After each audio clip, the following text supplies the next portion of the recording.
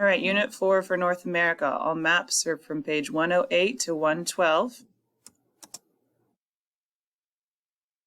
Your general information for the United States. Our capital is Washington, D.C. Our current president is Joseph Biden. Primary language is English, but we do have mixed population, so Spanish could also be a secondary language. Regions in the United States, they have different names, but the main way they're known is New England, which is our upper northmost states, Mid-Atlantic, Midwest, which is us, and Southeast.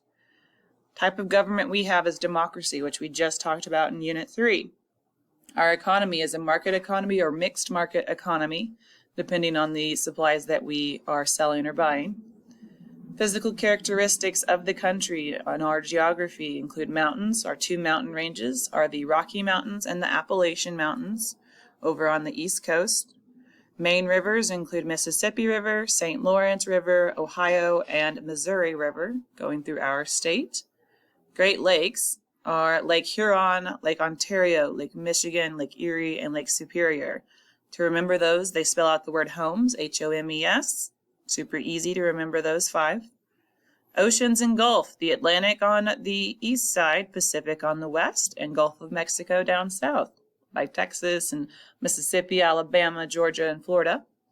Our area of the country also has the Great Plains region, lots of wind, very dry in the summer, very hot. All climates, depending on the region, have the ability for natural disasters. We have freezing time and a lot of snow, which can cause a lot of problems over by the Rockies. And the Appalachians. Natural disasters in our area include lots of heat, but also tornadoes, which has taken out Pierce City before. Abundant natural resources. Because we are such a very large country, we have lots of abilities to find natural resources, including minerals and different types of agriculture. Historical events that we are known for include the American Revolution, the Civil War, our 7 Years' War, and the Civil Rights Movement that happened earlier on in the 1900s. Looking here, you can see the geographical landforms and everything that we just talked about. Moving forward north up to Canada, the capital of Canada is Ottawa. The Prime Minister currently, the main leader of the country, his name is Justin Trudeau. Primary language for Canada is French, but also English. They actually have a lot of things that are in the French language. 10 provinces include Nova Scotia, New Brunswick, Prince Edward Island, Newfoundland, Labrador, Quebec, Ontario, Manitoba, Saskatchewan, and Alberta. Each of these are kind of like a state to them. Okay, 3 territories are Nunavut, Northwest Territories, and the Yukon Territories. It's how they're grouped together. Their current GDP is $1.98 trillion, much smaller than ours. Type of government includes a constitutional monarchy, which is kind of like the UK, and a democracy, so it's a mix between the two. They also have a market economy just like us. It is a very large country, so they have a lot of physical characteristics. They have 3 different mountain ranges, the Rockies, which actually come from the US, the Mackenzie Range, which is on the west coast, and the Coast Mountains as well. They have a lot of lakes and rivers because the further north you go in Canada, the more water there is. Some of the more famous ones are Lake Winnipeg, the Great Bear Lake, Gulf of St. Lawrence, Saskatchewan River, and the Yukon. With the water comes lots of very fertile farmland. It is very humid because of that water, and because it's so far north, most of the time it doesn't go below 60 degrees. It's very cold in the winter. Abundant resources because of that water include fish, ice, and trees. Looking here at the 2 maps, you can see how they are politically separated into different areas, but also the geographical change, especially in places like the Hudson Bay with so much water. But then you have a bunch of lakes all throughout the different territories. Now, going south to Mexico.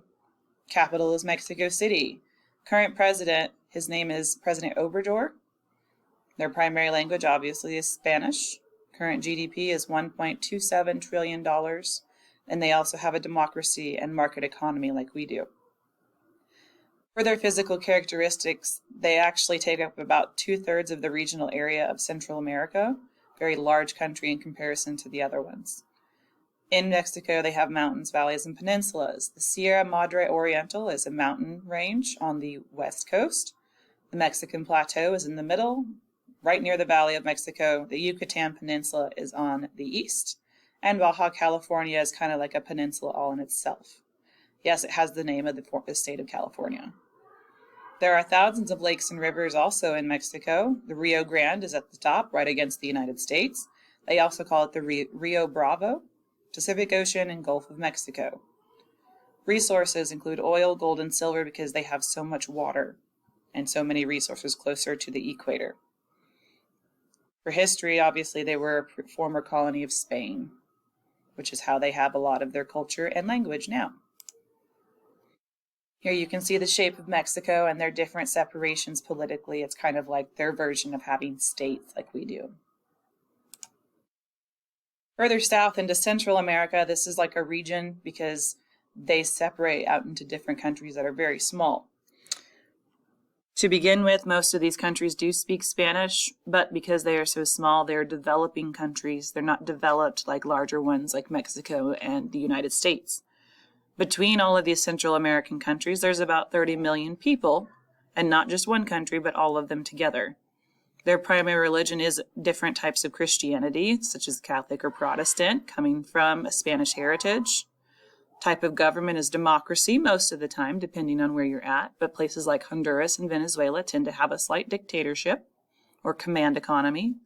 The rest of them do have market economies and traditional economies because they're so small, once again. Mountains, plains, and highlands, they separate the areas, especially near the Caribbean, from the Pacific and the highlands there. They are having a land bridge because they're an isthmus with water on the two sides. Climate is very warm, very humid all the time because they are in the tropics, which is very close to the equator. This is the area for the tropics of Cancer and Tropic of Capricorn. Bodies of water, obviously the Pacific and Atlantic Ocean, and then the Gulf of Mexico. They sit on the tectonic plate called the Ring of Fire because there are numerous mountains and volcanoes on the fault lines of the Pacific Ocean, and that's mostly what they are exposed to all the time. So look from here by El Salvador all the way over to the Bahamas, and that's the very small part of Florida there at the top. Okay, here's your countries with the capitals. Guatemala is Guatemala City. Belize is Belmopan, El Salvador is San Salvador, Honduras is Tegucigalpa, Nicaragua is Managua, Costa Rica is San Jose, Cuba is Havana, Haiti is Port-au-Prince, Dominican Republic is Santo Domingo, Jamaica is Kingston, Panama is Panama City, and the Bahamas are Nassau. Caribbean islands themselves are divided into 3 different groups of islands because there's a lot of them. One is called the Greater Antilles, one is the Lesser Antilles, and an independent nation for the Bahama Islands. Last, we have to look here at how the North American countries are linked together on what they agree upon. One is called the NAFTA, or North American Free Trade Agreement, which is basically trade between the U.S., Canada, and Mexico. It's how we make a bunch of money in North America. Another thing that has helped us link together is the Panama Canal, which is in Central America.